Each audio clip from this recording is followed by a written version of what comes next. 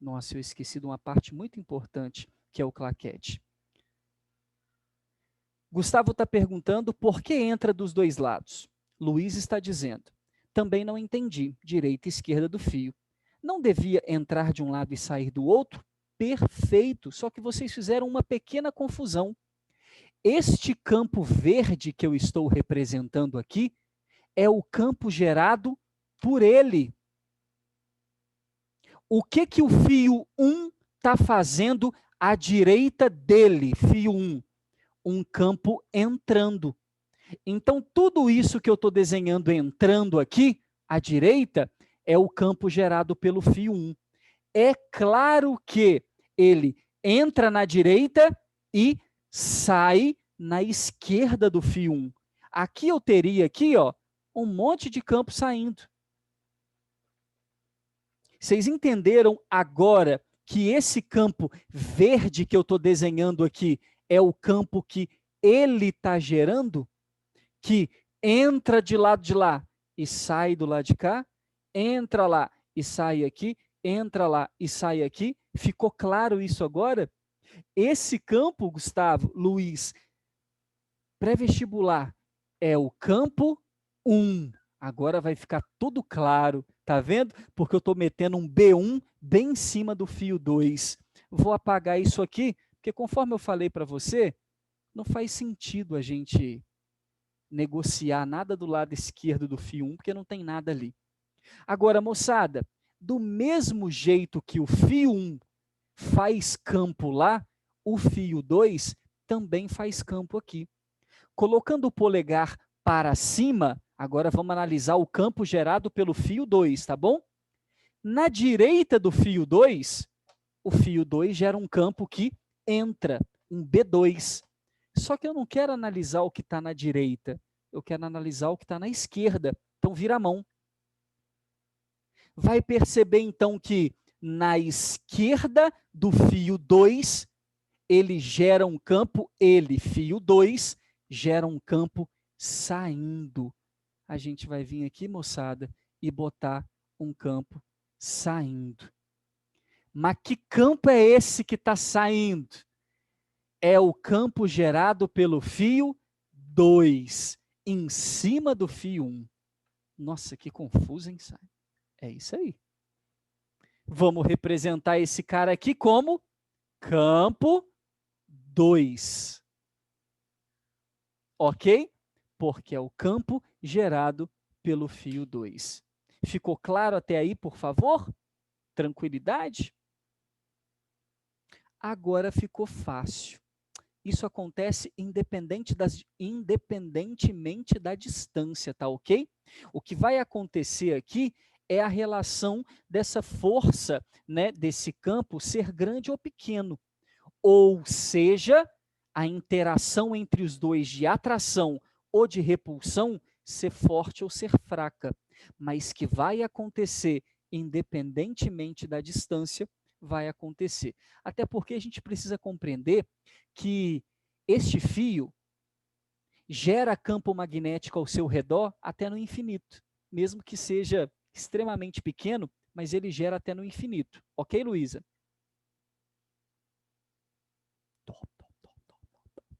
Show? Então, repare, agora ficou fácil. Simon, por que ficou fácil? Vou até usar o pretinho aqui, ó. Por que ficou fácil agora? Vamos ver qual que é o pretinho que é o do bom. Vou testar esse pretinho aqui primeiro. Esse pretinho é do bom. Por que ficou fácil? Porque agora nós temos a matéria anterior, que a gente acabou de rever, acabou de falar, né? Qual a matéria anterior, Simon? Um fio percorrido por corrente imerso num campo magnético, né? Começando pelo fio número 2, que foi aonde a gente começou a colocar o campo nele. Você tem campo magnético entrando, corrente elétrica para cima. Campo magnético entrando, corrente para cima, palma da mão apontada para mim, ó, para a esquerda. Então, esse fio todinho vai receber a ação de uma força que o empurra para a esquerda. Nossa Senhora! Essa força está atuando sobre qual fio? Fio 2. Fio 2, ok? Fio 2. Então, a gente vai chamar essa força de força no fio 2. F2. Tá ok? Repetindo, campo magnético entrando, corrente elétrica no fio 2 para cima. Se eu uso corrente, eu uso a palma da mão, e a palma da mão está apontada para a esquerda. Esse fio vai querer fazer isso aqui, ó, vir para a esquerda. Em contrapartida, também vai ter uma força sobre o fio 1. Como que eu calculo? Regrinha do tapa de novo. Só que agora, padrinho, olha o que nós temos. Nossa Senhora, vou quebrar a mão. Campo magnético saindo, bolinha, perfeito?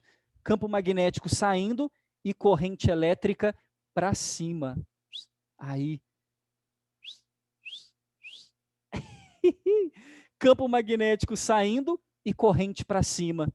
A força, quando se trata de corrente, está na palma. E a palma da minha mão está apontada para lá, para a direita.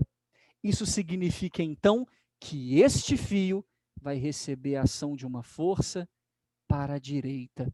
Essa é a força no fio 1. E aí, meus queridos, deu para entender que esses dois fios aí vão querer se encontrar. Entre eles vai existir, então, uma força de atração, o que é um perigo, né? Porque dois fios percorridos por corrente, se encostarem, o que vai rolar para nós? Um curto-circuito, né? Algo que a gente não gosta muito. Então, aconteceria aqui um curto se eles não forem devidamente isolados. Né? Isso acontece muito experimentalmente. Quem trabalha em laboratório, cheio de circuito elétrico para todo lado, né? E aí, para ocupar a mesa do laboratório da melhor forma possível, bota circuitos muito perto um do outro. E aí, padrinho, dependendo da interação entre eles, encosta e pipoco. Esse é o resultado experimental da força magnética entre fios. Aí tem um decoreba, né? Qual é o decoreba? Corrente de mesmo sentido, atração. Corrente de sentido oposto, repulsão. Aí convido você, conforme eu falei, a refazer isso aqui. Pegar o fio 2 e botar uma corrente para baixo e tentar fazer a regrinha da mão direita e do tapa para ver se você consegue compreender essa repulsão. Ok? Essa é a parte teórica. Agora a gente vai partir para a parte quantitativa, matemática. Tudo bem? Alguma dúvida nessa parte? Podemos passar adiante?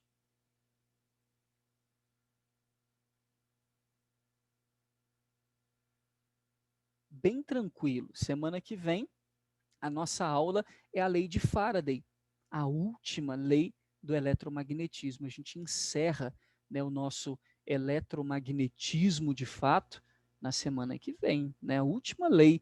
A gente tem duas leis do eletromagnetismo, a de Ampère e a de Faraday, ok? A de Ampère a gente já viu, corrente gera campo, estamos fazendo aí direto. Agora a gente vai ver o lado oposto na semana que vem. Então bora para a matemática então, chega de delongas. Amadão, vamos calcular a força em cima do fio 1? Vamos, Simon. Como é que a gente faz para calcular a força em cima do fio 1? Ah, é Bill. Eu nem vou botar o seno de θ aqui, porque a gente está ligado de novo que está rolando um ângulo de 90 graus, né? E vamos botar aqui, ó, θ 90, e aí você lembra que o seno é 1, então força máxima. Só que tem um problema. No fio 1, percorre a corrente 1. Mas qual é o campo que está promovendo a força no fio 1? É o campo gerado por ele mesmo ou é o campo gerado pelo vizinho? Luiz, graças a Deus. Fala para mim, moçada, qual é o campo que gera essa força F1? O campo gerado por ele mesmo ou o vizinho? A Lu respondeu, ela disse, B2, Simon. É o campo do vizinho, né? É o vizinho que gera força nele, então B2, Olha que maravilhoso. Tudo bem? Em contrapartida, a força atuante no fio 2 é também Bill. Porém, no fio 2, a corrente que atua é a corrente 2. Mas o campo que gera a força F2 é B1. Tá, Simon. Beleza. Beleza. Tá, tudo bem. Agora, me ajuda a calcular B1 e B2? Como é que se calcula B1 e B2? Ô Simon, B1 e B2 é o campo gerado por um fio retilíneo. Como é que você calcula o campo gerado por um fio? Alguém se lembra? Como a gente calcula o campo gerado por um fio? Como é? É uma constante vezes a corrente dividido por 2 vezes o π vezes o raio. Perfeito. Então, nós temos a constante vezes a corrente que gera o campo 1, pelo amor de Deus, né? O campo 1 está aqui, mas quem gerou ele é o fio 1. Então, é a corrente que está lá em 1. Correto? É a corrente 1 que gera o campo 1. Então, é μ vezes I dividido por 2π vezes a distância do fio até onde a gente está analisando o B1. E como eu estou analisando de um fio até exatamente o outro fio, eu vou chamar essa distância de D, a distância entre os fios. Tudo bem para você?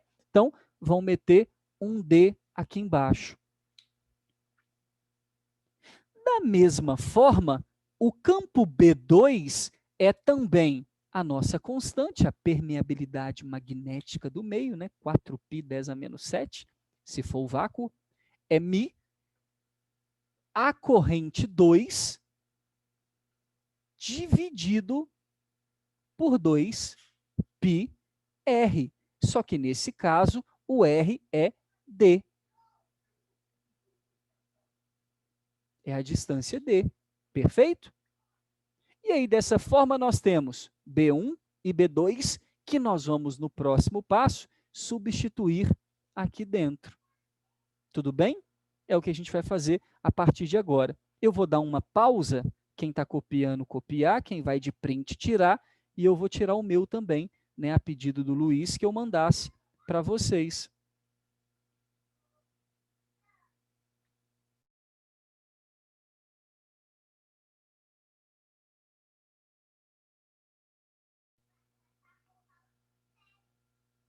Vamos tirar aqui o nosso printaço.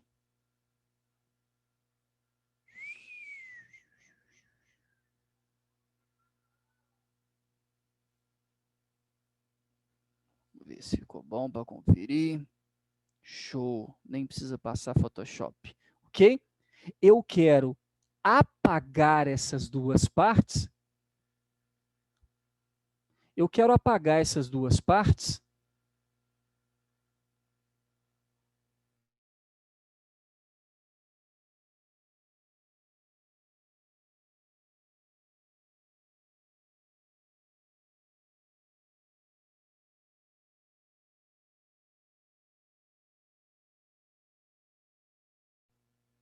Perdão, galera, estava só resolvendo um negocinho aqui. Vamos substituir ele dentro, então, para finalizar? Ó, grava isso, hein? Mi e 1, 2πd, Mi e 2, 2πd, tá bom? Vou apagar aqui. E vou apagar ali. Então, nós temos, para a força F1, o B2, né? Vamos lá, B2, Mi e 2 sobre 2πd, vezes a corrente no fio 1, vezes L. Nossa Senhora, hein? Maravilhoso.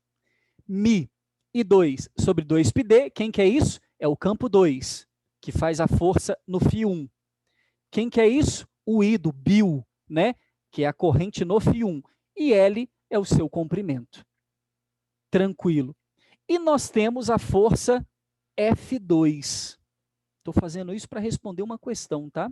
Uma questão muito importante, que é, F2 está aqui, que é o campo 1, o B1, Mi, I sobre 2πd, vezes a corrente, que é o Bill, né, a corrente que passa no fio 2, vezes L.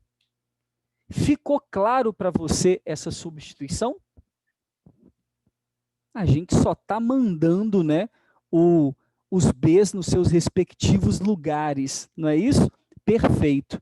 Amado, a partir dessas duas equações, o vestibular pergunta para você se essas duas forças constituem um par ação-reação. E aí, João? F1 e F2 constitui um par ação-reação? Lembrando que para ser um par ação-reação, tem que ter mesmo módulo, mesma direção, sentidos opostos, mesma natureza e aplicadas em corpos diferentes. A natureza é magnética e em corpos magnéticos, desculpa, e em corpos diferentes, sentidos opostos também e mesma direção. A pergunta é o módulo. Tem a mesma intensidade, moçada? Esse F2 aqui é igual a esse F1 aqui?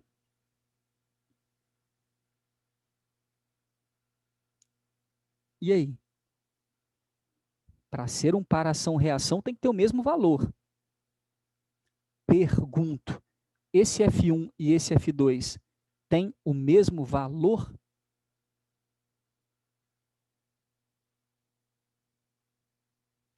E aí, sim ou não?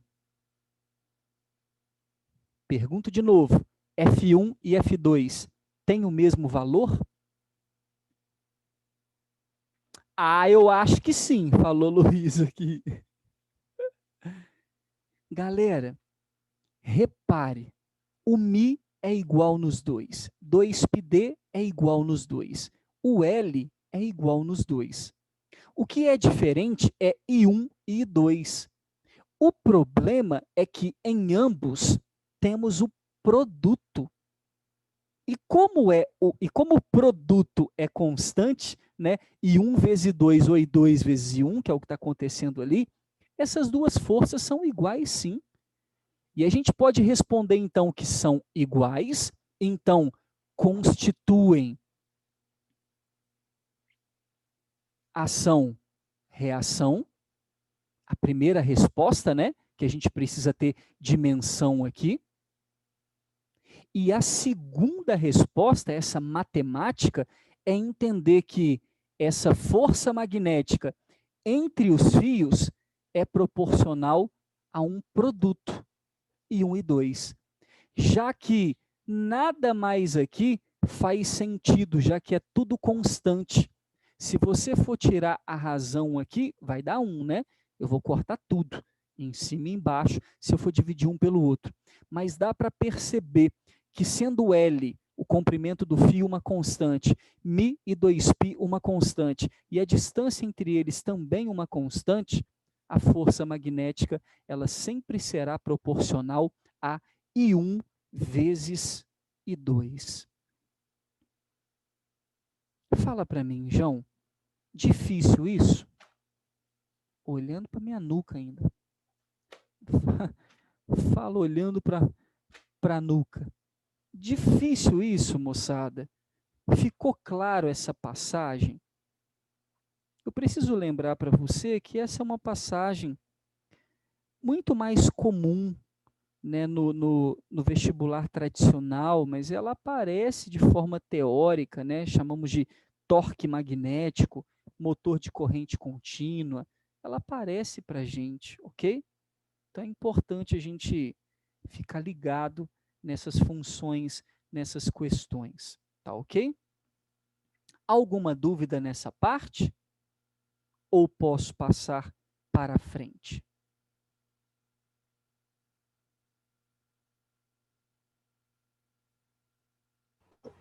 Pode passar se quiser. Podemos? Aí eu vou convidar você, bom, eu preciso tirar o printaço disso, né? Que eu não tirei o printaço disso.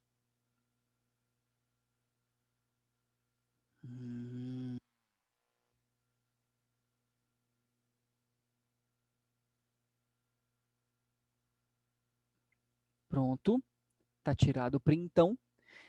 Eu gostaria que você tomasse a sua apostila, por favor, lá na página 127.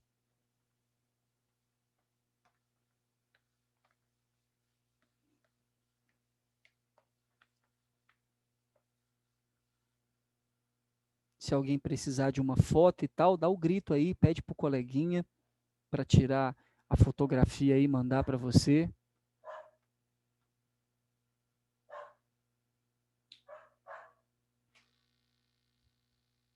Está lá na página 127.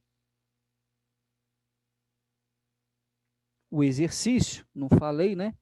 É o 12. E o que tem nesse exercício número 12 de tão importante? Nós temos aí um ímã, né? E dentro dele um modelo simplificado de um motor. Vamos ler? Por favor, alguém pode me enviar a foto? Para o Luiz, moçada. Envia a foto, por favor, página 127, exercício 12. É esse aqui da Unimontes. Eu ia falar para talvez você tirar um print aí, né, Luiz? Mas eu acho que é péssimo, né? A qualidade aí, não sei se você consegue. Não, eu não consigo ler. Eu também não. Mano, é péssimo. Oi? É a número 12, lá na... Aí, o Gustavo falou que mandou no grupo. Chegou aqui para mim.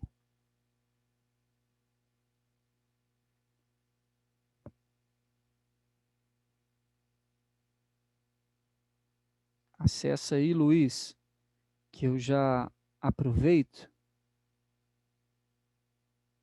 e já mando aqui da minha galeria as fotos. Já consegui acessar aqui, sabe? Acessou? Perfeito. Sim. E eu já estou mandando aqui para vocês. Isso, a fotinha dos quadros aí também. Maravilhoso.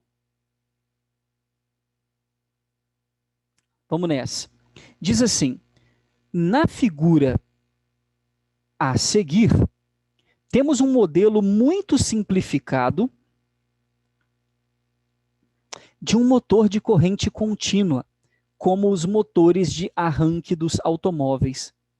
Uma espira retangular que está sendo percorrida por uma corrente I foi colocada numa região de campo magnético.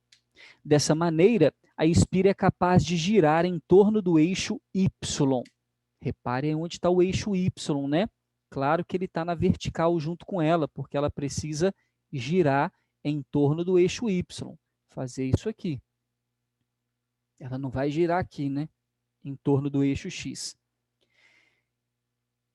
Entre as afirmativas a seguir, assinale a correta. Essa figura, moçada, ela tem só uma falhazinha aí, né? Que é a falta de um S.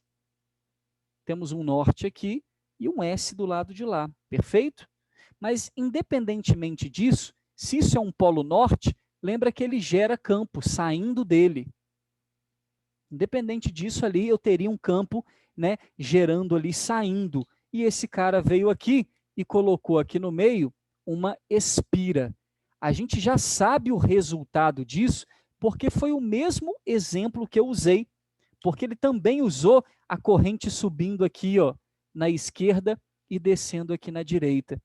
Então, se eu tenho uma corrente aqui subindo, fazendo a regrinha do tapa mais uma vez, né, campo para a direita e polegar subindo, eu tenho desse lado um tapa entrando e, obviamente, do outro lado, um tapa saindo. É isso que vai acontecer nesses lados da espira, o que vai gerar um torque para a gente, perfeito? Por que ele está chamando de lados A, B, C e D? Porque está na alternativa. Letra A. A força magnética resultante na espira é zero. porém o torque resultante é diferente de zero. E aí, meus amados? O que você acha em relação a isso? Está certo ou está errado? A força resultante. Aqui não tem força, onde eu estou botando estrelinha. E aqui também não tem força. Então, a força magnética que atua aqui é uma que entra de um lado e uma que sai do outro. Perfeito? Entrando de um lado e saindo do outro. Considerando a espira como um corpo só, essas duas forças, elas se somam ou subtraem? Elas se equilibram ou não se equilibram?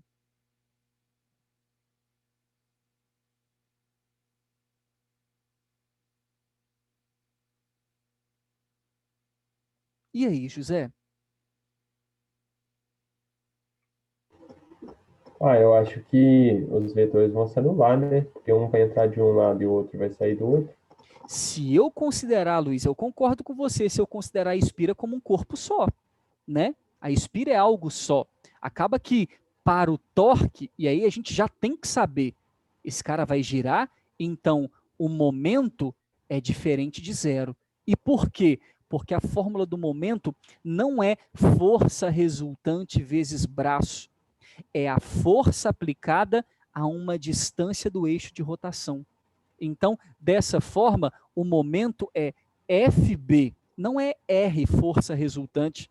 Então, eu concordo, a gente vai ler as outras alternativas, mas eu concordo que, assumindo a espira como um corpo só, uma partícula só, se eu tenho nela, único corpo, uma força que entra e uma força que sai, a resultante pode ser zero.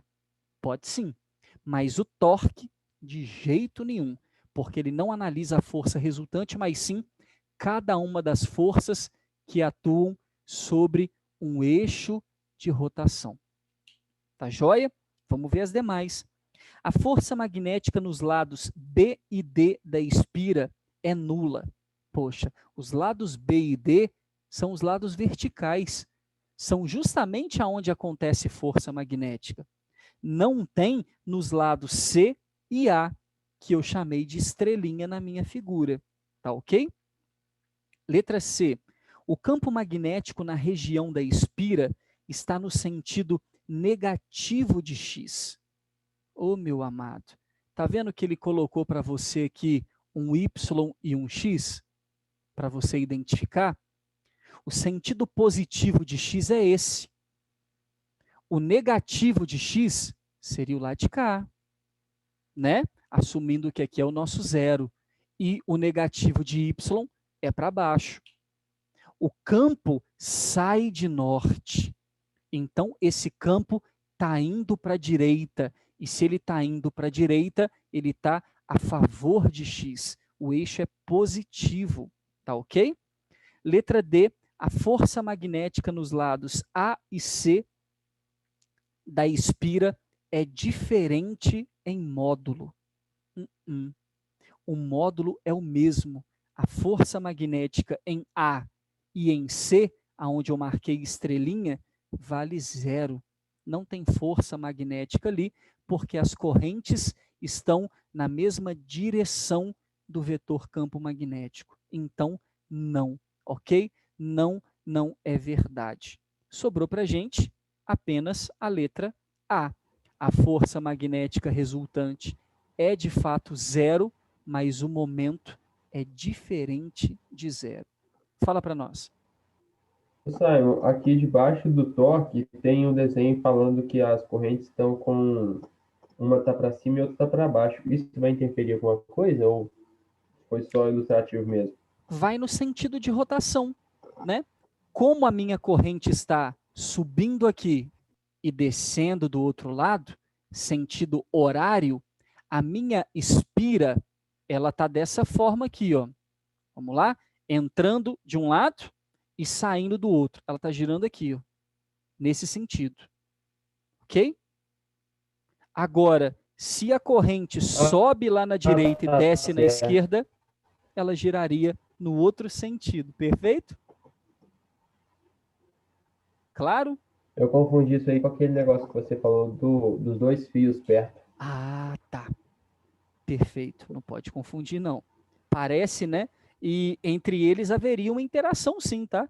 Entre esses pés aqui da espira. Só que essa interação, é muito importante a gente compreender que essa interação pode ser isolada, né? Esses pés da espira aqui provavelmente vão estar isolados, né? E um do outro, e amarrados, né? Presos, amarrados é a forma de dizer, presos a um eixo de rotação, né? E lembrando, existe força magnética? Existe entre os fios, mas não é qualquer força que faz você transladar, né? Quantas vezes a gente tem dois ímãs muito pesados, você coloca um do lado do outro e eles não se grudam. Pega o polo norte de um, polo sul do outro, ímãs pesados. Você coloca um do lado do outro e eles não se grudam sozinhos. Você tem que ir chegando bem pertinho para você sentir a interação ou encostar os dois e tentar desgrudar depois. Mas por quê?